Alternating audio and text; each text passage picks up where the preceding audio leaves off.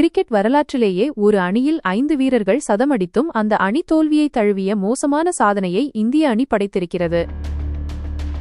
இங்கிலாந்துக்கு எதிரான 5 போட்டிகள் கொண்ட டெஸ்ட் தொடரின் முதல் போட்டியில் இந்திய அணியின் சார்பாக யசஸ்வி ஜெய்ஸ்வால், சுப்மன் கில், கே.எல். ராகுல், ரிஷப் பந்த் ஆகியோர் சதமடித்தனர். இதில் ரிஷப் பந்த் 2 இன்னிங்ஸிலும் சதமடித்துள்ளார். இருப்பினும் இந்த 5 சதங்களும் இந்திய அணிக்கு கை கொடுக்கவில்லை. கடந்த 1928ஆம் ஆண்டு இங்கிலாந்து அணிக்கு எதிரான ஒரு போட்டியில் 4 சதங்கள் எடுத்தும் ஆஸ்திரேலியா அணி தோல்வியடைந்தது. அந்த சாதனையை தற்போது இந்தியா முறியடித்திருக்கிறது. இதனிடையே இங்கிலாந்து அணியின் பென் டெக்கெட் அதிரடியாக ஆடி 149 ரன்கள் எடுத்தது போட்டியின் போக்கை முற்றிலும் மாற்றியது. மேலும் டெக்கெட் மற்றும் சாக்ராலி ஆகிய இருவரும் இணைந்து இங்கிலாந்து அணிக்கு சிறப்பான ஓபனிங் வழங்கினர். இருவரும் சேர்ந்து 188 ரன்கள் எடுத்ததால் இந்திய அணிக்கு பெரும் அதிர்ச்சி ஏற்பட்டது.